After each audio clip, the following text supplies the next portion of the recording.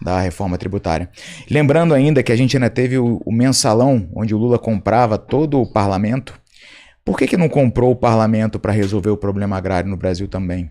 Então, eu não sei de onde você tirou essas informações da mídia, né? Do quê? Do mensalão que o Lula comprava. Até o Zé Dirceu foi absolvido. Não, então, assim, pera, posso te corrigir? Claro. Posso corrigir? O Zé Dirceu não foi absolvido. O STF condenou 25, ninguém foi absolvido. Você está falando do Petrolão. Que foi, porque o PT tem muitos escândalos de corrupção. Mas não, o mensalão não. O mensalão, José Dirceu, ex-presidente do teu partido, foi condenado. José Genuíno, ex-presidente do teu partido, foi condenado. Delúbio Soares, tesoureiro do teu partido, foi condenado. O encontro que você nunca imaginou. Marcelo Brigadeiro e Gino finalmente sentaram frente a frente, e o resultado foi um podcast de tirar o fôlego. De um lado, o ex-lutador e comentarista com opiniões afiadas, sem papas na língua. Do outro, o influenciador político do PT, conhecido por suas críticas ácidas à direita.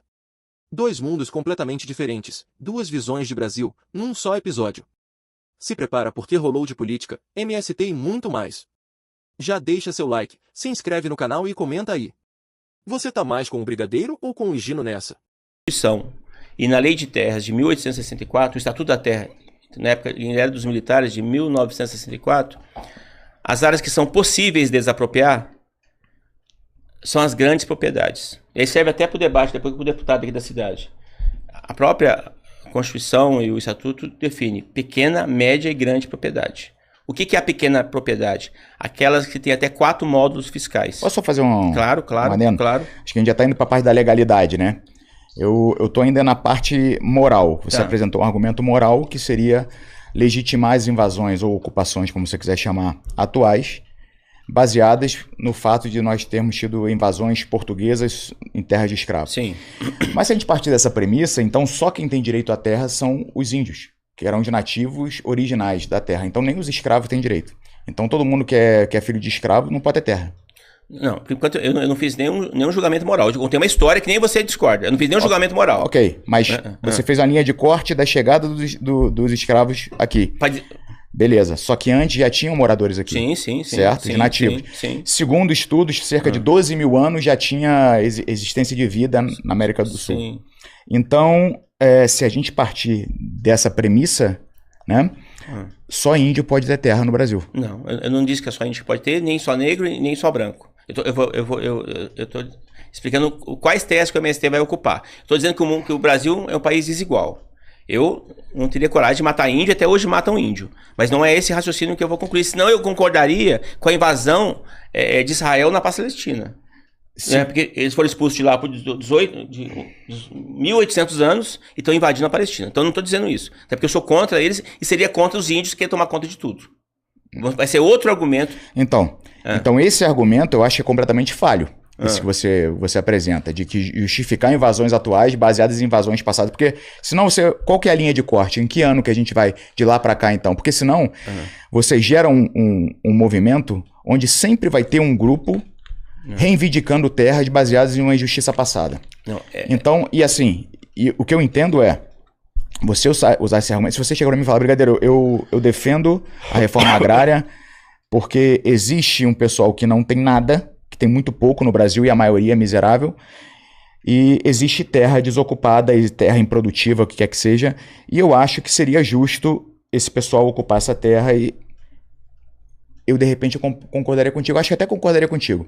Agora, dependendo da forma que é feita. A forma que é feita eu acho errado. Agora, quando você apresenta um argumento, uma justificativa histórica, ao meu ver, ela foge completamente de qualquer legitimidade. Porque você, se fundamentando na história, você está, hoje, punindo pessoas que, de fato, não cometeram crime algum. Talvez seus ascendentes cometeram, mas eles não. Para favorecer pessoas que não foram vítimas de crime algum. Talvez os ascendentes delas sim, mas elas não. Isso eu acho completamente incabido. Agora, se for pela questão social, esquece passado. Avaliar o presente. Precisamos trabalhar para diminuir essa desigualdade. Ok, eu concordo nesse argumento. Agora, esse argumento histórico eu acho uma loucura sem tamanho. De qualquer forma, acho que você está gostando de mim. Ao final, você vai botar o boné do MST. É impossível. Eu só gastei 3 minutos para chegar a 500 anos de história. Então eu não vou alicerçar todos os meus argumentos na história do Brasil, mas isso explica por que tem muito pobre de um lado e muito rico de novo, do outro. Pouco rico de um lado e muito pobre do outro. E porque meus pais são 4ª série e meus bisavós analfabetos. Existe uma classe social que é fruto de uma história do Brasil. Bom, é isso. Agora, é possível também afirmar que a riqueza não é necessariamente fruto do trabalho. Porque se fosse fruto do trabalho, quem seria rico seriam os negros. Então, trabalhar e ser rico não tem nada a ver. Não tem uma relação com a outra. Porque quem é daquela elite conseguiu chegar até aqui hoje mais ou menos bem. Não estou dizendo que tem muito rico que trabalha, tem muito fazendeiro que trabalha. Mas enquanto país, se fosse para entregar riqueza para quem merece, seria para os negros. Eu acho outra bobajada isso aí que você está falando. Por quê? Trabalharam 350 anos. Você está definindo trabalho somente como trabalho braçal? Então o cara que trabalha com a mente, ele não tem qualquer validade? A nossa estrutura de sociedade é muito baseada na Grécia Antiga. A Grécia Antiga majoritariamente branca, onde surgiram os grandes pensadores. A influência deles não foi importante para a organização da nossa sociedade, para os avanços de hoje? Bem, Nikola Tesla não foi importante? Mas você acha que o trabalho humano braçal é menor do que o... Não, de forma alguma. Então, mas aí quando você exclui os brancos e você diz que deveria ser somente a riqueza dos negros porque eles trabalharam, isso aí é bobagem. Você está colocando numa escala de valores o trabalho braçal acima do trabalho intelectual. Sendo que, na verdade, cada trabalho tem o seu valor. Da mesma forma que o cara que colhe algodão lá na safra lá tem o seu valor, o cara que organiza a fazenda, que vende o algodão, que faz a negociação para exportar e que, inclusive, consegue com esse dinheiro pagar o salário do cara que está colhendo, ele tem o seu valor também. Então, eu fecho com essa teoria. E a primeira pessoa que me retruca numa fala dessa. Então, vamos se dividir. Então, quem pensou, organizou, tem um pedaço de terra e os negros trabalhando no braço, tem um tanto. Não teve. Eles foram proibidos de estudar, de ser alfabetizado, de fazer capoeira e de ter terra. Então, não foi assim, ó...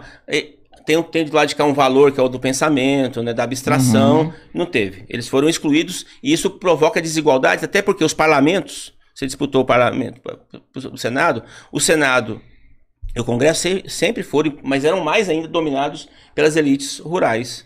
E é por isso que as regras são feitas para manter rico no lugar e os mais pobres no outro lugar. Então, isso foi só fazer uma introdução, mas acho que você enriqueceu essa apresentação. Quais áreas que o MST ocupa? E talvez você já até falou que vai concordar comigo. Por isso que eu estava explicando, sem ser chato, eu sei que é chato falar de direito, viu, Rodrigo? É importante. E o Robertinho, já vi o Robertinho fazer uma crítica aos movimentos. Eu quero que vocês visitem as cooperativas da agricultura familiar lá em Uberlândia. Estão convidados. Sim, não. Quem sabe até fazer um podcast lá dentro com os trabalhadores. Eu não critico todos os movimentos. Como o Brigadeiro falou, eu critico muitas das vezes a forma como ele é feito. Eu já critiquei aqui outras vezes. Né? Já tive em alguns assentamentos, já tive próximo disso também. Então, assim, a crítica também é real, a minha, não é toda. Mas eu também sou crítico a algumas ocupações que foram feitas, tem invasões, principalmente quando são pequenas propriedades e médias e feitas com violência. Mas a Constituição diz o seguinte: só nas grandes propriedades pode ter reforma agrária. O que é pequena, o que é média e o que é grande? Sem ser chato, mas para entender. Sim, claro. Importante. Até 4 módulos fiscais é pequena, de 4 a 15 é média, acima de 15 é grande. O quanto que mede um módulo fiscal? Qual o tamanho do módulo fiscal? De cidade para cidade. Aqui, lá em Uberlândia é um tamanho, lá na Amazônia é outro, lá no Rio de Janeiro é outro. Porque depende da proximidade do comércio, da qualidade da terra. Mas vamos trabalhar em Uberlândia e eu penso que Araguari é a mesma coisa. Cada módulo tem 20 hectares. Cada hectare tem 10 mil metros quadrados. Então, até 80 hectares é uma pequena propriedade. Não é pouco, é um tamanho razoável, né? 80 hectares é um tamanho razoável. De 80 até 300 é média propriedade. Uma propriedade muito boa. Nessas áreas, mesmo que ela seja improdutiva, que seja ali com problema no meio ambiente, não tem desapropriação. O movimento não tem interesse nessas áreas. As únicas áreas que o movimento sem terra tem interesse, os movimentos que tem mais de movimento, é nas áreas que tem acima de 15 módulos fiscais, acima de 300 hectares. Aí eles ocupam a área, hoje eles ficam na beira da cerca, porque se ocupar ela fica insuscetível de reforma agrária. Então hoje existe um elemento que proíbe. Você não pode desapropriar a área pequena nem média E nem as produtivas. Ela tem que ser improdutiva acima de 15 módulos. Mas se eu ocupar, eu torno ela inviável de ser desapropriada. Então, mas eles fazem pressão no INCRA para o INCRA comprar a propriedade. Eles não tomam a propriedade. Eles pagam as benfeitorias em dinheiro à vista e a terra em TDAs. Então, é evidente que no país onde as pessoas passam fome, uma pessoa não pode ser dona, mesmo que seja de herança, o que ela trabalhou, comprou, e deixar sem produzir, porque a propriedade tem que cumprir a função social. São essas ocupações que eu defendo, e não só eu, porque só em Araguari tem 2 assentamentos que produzem alimento para o povo, e tem mais de 80 no Triângulo Mineiro. Então, são essas ocupações e esse movimento que eu defendo. Perfeito. Em relação à reforma agrária da forma que ela é feita, primeiro, eu não tenho, talvez seja ignorância minha, mas eu só escuto de ocupações em locais de terras nobres. Eu não vejo ocupação em Roraima, no Acre. O MST não me parece muito interessado em ir para essas áreas onde as terras não são tão valiosas. Isso já me coloca um ponto de interrogação no porquê que o interesse... Se o interesse é pegar a terra que não está produzindo e produzir, ou seja, dar uma função social para a terra que é dita não ter uma função social... Por que eles não se interessam em lugares onde a terra não vale tanto? Esse é o primeiro questionamento. Outro questionamento é o seguinte. Outro porém que eu tenho em relação à reforma agrária é que eu já vou dizer que eu sou a favor de você destinar terras para quem não tem terra e que queira produzir. Mas essa não é uma verdade. A gente não observa que todas as ocupações passam a ser produtivas. Pelo contrário, a maioria não consegue ser produtiva por falta de infraestrutura, por falta de apoio, de suporte. Ou seja, você vai lá, você toma a terra de alguém e você dá para um outro grupo dizendo que eles vão produzir e eles não produzem. E aí eu volto uma pergunta para você, perguntando o seguinte: nós temos aproximadamente 30% do território brasileiro em terras devolutas. Por que não usar essas terras que nunca tiveram dono nenhum, nunca foram privadas de forma alguma, e o dinheiro que o INCRA usa para pagar as terras que são... indenizar as terras que são desapropriadas, não entra como estrutura com envolvimento inclusive da Embrapa para dar tecnologia, para dar suporte para esse... Por que a gente não caminha nesse sentido de usar essas terras? 30% do território nacional é muita terra. Por quê? Então fica a minha pergunta para você nesse sentido. Você que é estudioso do caso, com certeza já deve ter... Pela risadinha que ele deu, ele falou, não, era isso que eu queria. Você sabe que eu quero convencê-lo aqui, né? Sim, claro. Não, o Rodrigo já é um aqui... comunista já, nós precisamos agora só convencer você e o Marcelo. Tá bom.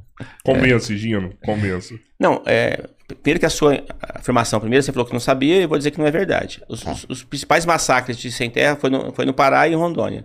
Massacre, tudo bem.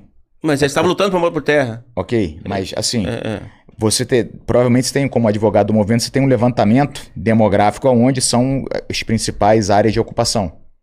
São na região norte ou são centro-oeste e sudeste? Está espalhado no Brasil inteiro. Eles estavam lutando por terra em Rondônia, que inclusive eu morei lá há muito tempo, conheço um pouco da região, e no Pará. Então eles lutam no Brasil inteiro. E nenhum lugar está fácil. Não existe um lugar que fala assim, ó, naquele lugar aí você consegue. E, geralmente... Quando você ocupa uma área, tem jagunço, tem polícia, tem reintegração de posse. E eu não conheço essa quantidade de áreas devolutas que você apresenta. Pelo menos na região aqui do Triângulo Mineiro, no Alto Paraíba, não tem áreas devolutas.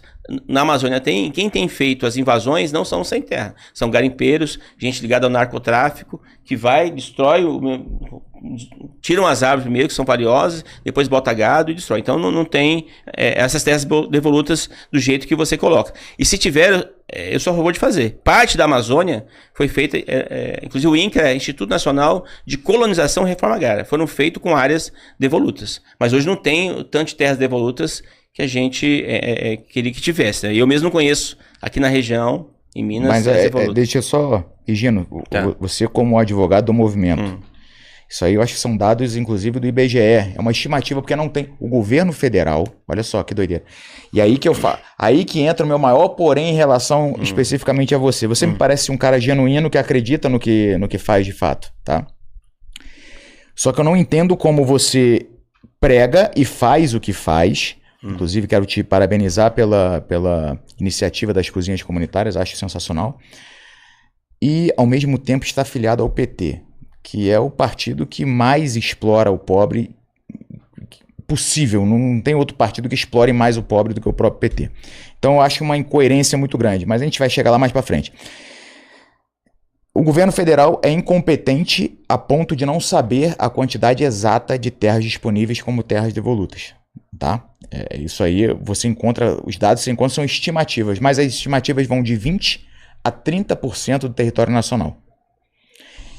E você sendo advogado do movimento, se você não sabe, aí o movimento tá lascado mesmo. Esse é um dado que tu que tinha que me apresentar, não eu te apresentar. Correto? Na região não tem. Na região, mas eu digo assim, nacional, né? Eu trabalho aqui, eu conheço mais a realidade local, mas tá, eu não vejo terra devoluta sobrando, até porque é crime entrar em terra devoluta. Tem que ser um programa do governo federal. Mas eu quero afirmar para você, quero convidá-lo, se o senhor tiver tempo, a gente visitar alguns assentamentos de reforma agrária. Porque às vezes a gente pensa assim, o povo, o MST, a gente cria uma identidade coletiva que não existe. Em todo lugar tem uma pessoa, tem um Marcelo Brigadeiro, tem um Higino, tem um Ricardinho e tem um Rodrigo. São pessoas que por vários motivos estão levadas para aquela situação. E acho difícil, a não ser que a pessoa seja desequilibrada mental, morar no barraco de lona, enfrentar o desafio, um lugar sem banheiro, sem água, para conseguir um lugar para plantar e trabalhar, que é difícil demais. Tem muita gente muito especial que faz luta pela terra, e tem mais ainda que apoia. A irmã Dorothy, por exemplo, ela veio dos Estados Unidos, estava na região lá do terra devoluta e mataram ela. Estava com a Bíblia na mão e assassinaram ela. E nos assentamentos que eu quero levá-lo, que geralmente o latifúndio acima de 300 hectares. Então tem uns com 1.000, com 2.000, 3.000, improdutivos. Você tem lugares que tem 200 famílias, 150 famílias, 50 famílias. Aí você vai, tem 20, 30% ou 40% que vende. Verdade. Aí entra outro que trabalha. Aí você tem um lugar que era improdutivo, que está produzindo ovo, está produzindo galinha, está produzindo mandioca, está produzindo milho, tem lá leite. Então, assim, é muito melhor um país com pequenas propriedades do que com grandes propriedades improdutivas. Não vou nem discutir da produtiva. Então, a reforma agrária, ela é um remédio. Os movimentos, eles são um remédio, não uma doença. Eles curam uma ferida que é o latifúndio produtivo. Entendeu? Desde que eles consigam fazer a terra ser produtiva, o que não é uma verdade absoluta. Além do que, uma boa parte das áreas de ocupação ou de invasão acabam sendo negociadas com outros fazendeiros, né? Você sabe disso muito bem. Então, assim, volto a dizer, a ideia primordial da distribuição de terra, pô, legal. Eu sou um cara que desde os meus 16 anos, eu faço projeto social dentro de favela. Eu fiz durante muitos anos projeto social dentro de favela e até hoje eu apoio projetos sociais diretamente financeiramente. Eu sei a importância disso. Agora, eu sei também que o que não falta no Brasil é vagabundo, e aí vagabundo, na definição clara da palavra, se apropriando de iniciativas que são genuínas para benefício próprio. E o MST tem muito vagabundo mesmo, que entra na invasão e vende a sua parte depois. E eu acho que, inclusive, para legitimar algo que é genuíno, que é essa batalha de vocês, eu acho que você mesmo, Gino, poderia até propor isso, um projeto de lei, como é que é o nome da Dandara? Dandara. Seria sensacional se a Dandara pudesse aprovar um projeto de lei prevendo um crime grave para quem ocupar a terra e vender depois. Você apoia essa ideia? Não. Estão mais próximo do impeachment do que de fazer qualquer tipo de política pública. Então não adianta eu acho que o Lula não quer. Oi, Gino. Então nós tivemos 2 governos Lula, 2 governos Dilma, que em um determinado momento a gente tinha a maioria dos indicados ao STF, indicados por governos petistas, certo? Votaram pelo Lula na cadeia, inclusive. Mas por que não usou do prestígio da indicação deles para resolver o entrave judiciário da reforma tributária? Lembrando ainda que a gente ainda teve o mensalão, onde o Lula comprava todo o parlamento. Por que não comprou o parlamento para resolver o problema agrário no Brasil também? Então, eu não sei de onde você tirou essas informações da mídia, né? Do quê? Do mensalão que o Lula comprava. Até o Zé Disseu foi absolvido. Não, então, assim, pera, posso te corrigir? Claro. Posso corrigir? O Zé Disseu não foi absolvido. O STF condenou 25, ninguém foi absolvido. Você está falando do Petrolão. Que foi, porque o PT tem muitos escândalos de corrupção. Mas não, o mensalão não. O mensalão, José Dirceu, ex-presidente do teu partido, foi condenado. José Genuíno, ex-presidente do teu partido, foi condenado. Delúbio Soares, tesoureiro do teu partido, foi condenado. E, inclusive, o próprio Delúbio Soares admitiu todo o esquema de corrupção. Então, mensalão, foram 25 condenados pelo STF. Não teve ninguém absolvido. Isso aí, a absolvição, você vai falar do Petrolão, que também não foi absolvição. Mas a gente pode falar sobre isso também. Mas aí também é aquele negócio, se começar a negar, é igual tu negar que esse boné é cinza. Se tu me falar que não teve mensalão, aí a gente tá discutindo aqui Nárnia, Ratanabá, sei lá, que é Nibiru, é terra plana, aí entra na abstração total. Mensalão é algo que... fato. Pronto. Por que não foi usado esse prestígio monetário para comprar o parlamento e o prestígio das indicações do STF para resolver o problema agrário no Brasil? Eu acho que eu sei a resposta. Mas eu quero te perguntar primeiro, e aí se você não souber, eu te dou o que eu... Ou não, já vou adiantar. Eu acho que é porque não há interesse de resolver isso. Porque se você resolve esse problema agrário no Brasil, se você resolve o problema da desigualdade social, o meu querido doutor Higino não tem mais uma batalha para encampar e não é mais eleito. A Dandara não tem mais uma batalha para encampar, não é eleita. O Lula não consegue enrolar mais ninguém, não é eleito. O PT se dissolve. Então o PT ele precisa fomentar a pobreza enquanto finge que luta pelos pobres para continuar se reelegendo, continuar tendo o seu curral eleitoral. Mas eu volto à pergunta, não vou te interromper, prometo. Por que não foi usado o dinheiro do mensalão para demandar que os parlamentares votassem alguma coisa em prol da resolução do problema agrário no Brasil, e as indicações do STF, por que não foram usadas para resolver o entrave judicial também? José Dirceu foi absolvido em quase todos os processos, vou pedir para botar nas minhas redes sociais. Inclusive nesse, que ele foi condenado pela teoria do domínio do fato. É uma tese nazista que diz que ele não tinha nenhuma prova contra ele, mas como você era o chefe de tudo, você saberia disso. Então, como eu não tenho as mesmas premissas que você, que nós compramos os deputados, eu não consigo dizer o que fazer. Só quero te dizer que teria que comprar todos os juízes federais. Porque as desapropriações... O que você achou desse embate? Foi um verdadeiro choque de visões, com momentos de tensão, ironia, mas também argumentos que merecem reflexão. Podcast que entra para a história por reunir dois nomes que representam polos opostos da internet brasileira. E o melhor, sem filtro, sem roteiro e com muita provocação. Comenta aqui embaixo. Quem saiu por cima nesse bate-papo? Te surpreendeu a postura de algum deles? E claro, compartilha esse vídeo com aquele amigo que adora um bom debate. Se inscreve no canal que vem muito mais por aí. Até a próxima!